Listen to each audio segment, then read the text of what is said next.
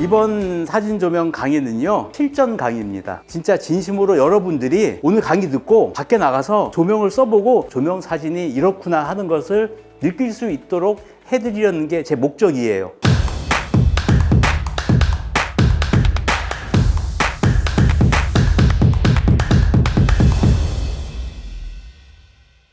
사진 조명이라는 게 사실은 굉장히 애로사항이 많아요. 공부도 당연히 해야 되겠지만 또 장비도 이제 욕심껏 가지고 다니게 되면은 장비 양도 많아지고 혼자서 하기 힘든 촬영도 생길 수가 있어요. 그런데도 불구하고 과연 인물 촬영에 조명을 사용해야 되나, 필수인가에 대해서 한번 말씀을 드리려고 하는데, 이거는 조명 없이 햇빛으로 촬영한 사진이에요. 우리가 햇빛이 너무 좋으면은 햇빛에서 찍는 게 제일 좋아요. 햇빛은 우리 마음대로 위치를 조정할 수가 없잖아요. 그러다 보니까 모델이 방향만 틀어요. 이 자리에서 뒤로 돌아 앉으면은 이런 사진이 나와요. 완전히 느낌이 다르죠. 그래서 이럴 경우에 햇볕으로 채워지지 못하는 환경에서는 햇볕처럼 조명을 사용하면 되는데, 근데 요즘에 ISO 올리면은 밝게 만들 수 있다라고 얘기 많이 하세요. 그래서 난 조명이 필요 없다. 자, ISO를 올리면 이렇게 밝게 촬영이 가능합니다. 그런데 여기서 이제 아쉬운 점들이 좀 보여요. 이게 역광이기 때문에 아까 같은 사진은 이게 빛의 방향이 보였어요. 이쪽에 들어와서 얼굴에 그라데이션이 생기면서 입체감이 생긴단 말이에요. 그런데 이 사진은 당연히 빛의 방향이 없죠. 좀 밋밋하고 플랫해요. 그리고 색감도 칙칙해요. 여기에 보시면 저 창 위에가 다 날아가 버렸죠. 그리고 이 손등이나 이런 옷 라인 실루엣이 다 날아가서 화이트 홀이 생겼거든요. 이거 너무 부족한 사진이 됐어요, 사실은. 근데 하지만 여기서 조명을 쓰면은 어떻게 변할까요? 이게 조명을 한 사진이에요. 이게 비교를 해보면요, 이런 느낌이에요. 똑같은 사람인데 느낌이 다르죠. 이 빛으로 입체감이라든지 피부의 그런 뽀사시한 느낌을 조명이 만들어주기 때문에 똑같은 인물인데도 완전히 다른 느낌이 나요. 자, 태양광하고 조명광하고 한번 비교를 해볼게요. 자, 똑같은 장소에서 이쪽이 아까 태양광이죠. 이쪽이 조명을 쓴 거예요. 느낌이 톤이 거의 비슷하죠. 그러니까 조명을 제대로만 쓰면은 햇볕 못지않은 사진을 만들 수 있어요.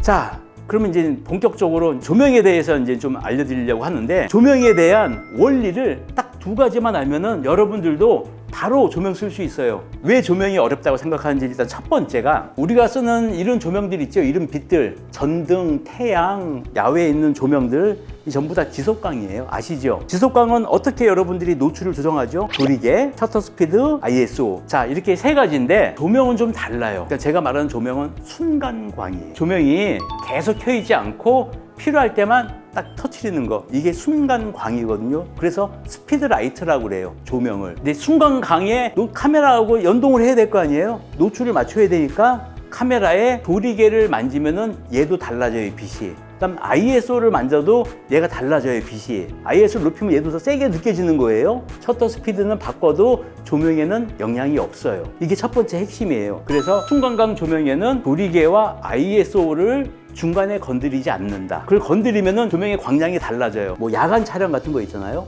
야간 촬영 갔는데 셔터 스피드가 야간에 당연히 안 나오죠. ISO 100에 놓으면요, 뭐 1초 나와요, 1초. 뭐 어떻게 되겠어요? 유령처럼 나오겠죠, 이렇게. 원래 움직이는 사람을 찍으려면은 여유 있게 한 500분의 1초는 잡아야 돼요. 근데 저는 8분의 1초로 놓고 찍는데 안 흔들리는 사진을 찍는 거예요. 그 이유가 바로 듀레이션 타임이라는 기능 때문에 그래요. 이건 기능이 아니고 특성이에요, 조명의 특성. 자, 듀레이션 타임은 우리가 조명이 이렇게 빵 터지잖아요. 터지면은 빛이 번쩍거리는데 번쩍거리는 시간이 있을 거 아니에요. 이 섬광 지속 시간이 듀레이션 타임이에요, 쉽게 말하면. 근데 이 듀레이션 타임이 굉장히 빨라요.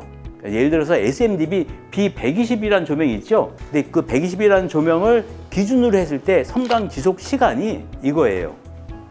자, 64분의 1의 약한 광량을 놨을 때는 11,000분의 1초, 풀 발광으로 터뜨려도 470분의 1초예요. 그러니까 제가 말씀드렸죠. 야간에 제가 8분의 1초로 안 흔들리는 사진 찍었다고. 셔터 스피드는 8분의 1초인데 이 조명은 11,000분의 1초로 터지는 거예요. 그게 듀레이션 타임이에요. 그러니까 쉽게 말하면은 셔터 스피드가 카메라에 없고 조명에 이동을 한 거예요. 근데 조건이 있어요, 조건. 원래 이제 우리 야간 촬영하면은 이 야간에 빛이 있잖아요. 우리가 야간 촬영하는 이유는 뭐예요?